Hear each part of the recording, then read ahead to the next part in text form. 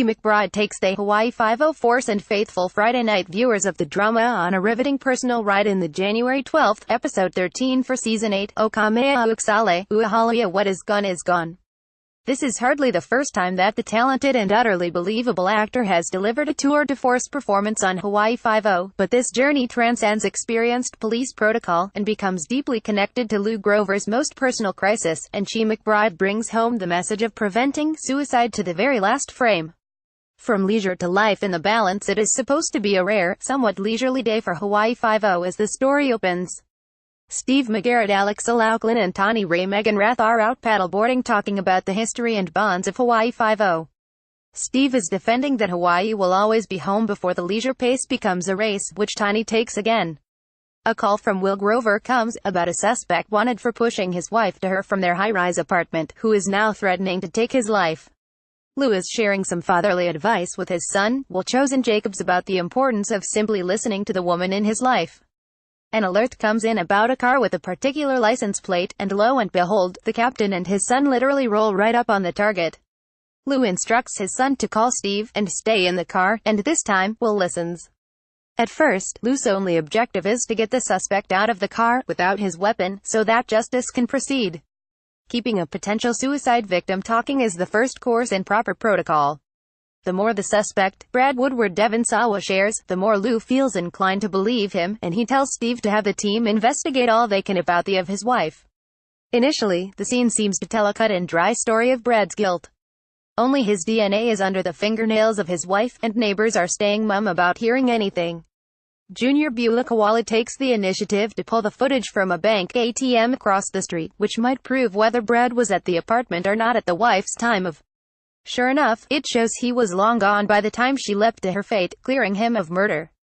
The crisis, however, is far from over, because Brad is clinging to his gun. Haunting mistakes, McGarrett stands firm for the captain when Keegan Kenrick Green pushes to take over, insisting that Grover is becoming too vulnerable once he holsters his weapon, and moves to get inside the car. As Woodward unfolds a tortured story of love and the misstep of never sharing his wife's struggle with deep depression, and her never being willing to seek professional help, Lou is mentally taken back to the case that transformed his life, and brought him to the island. Woodward did love his wife, but he came to the end of his rope. Back in Chicago, Lou was negotiating with a tormented father, holding his helpless 2-year-old son, Christian.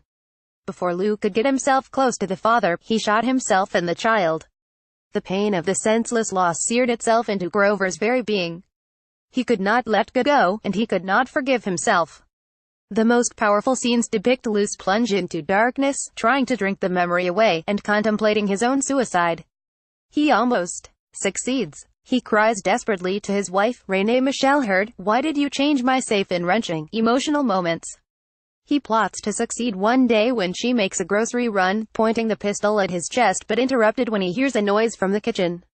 His son broke a dish, not being at school as his dad had thought. That delightful, unexpected revelation gave Captain Grover hope again. He convinces Woodward that he can find hope, and help too, getting through one day, then another, and he at last surrenders the gun. The trauma of his own experience convinced Lou that he could never move on in Chicago, and he transitioned to the warmer place on the island.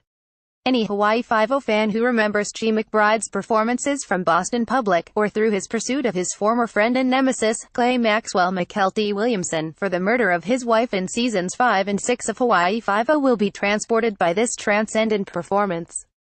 There is a tense moment when the unknowing father of the deceased wife decides to take his own justice, almost everyone handling the crises.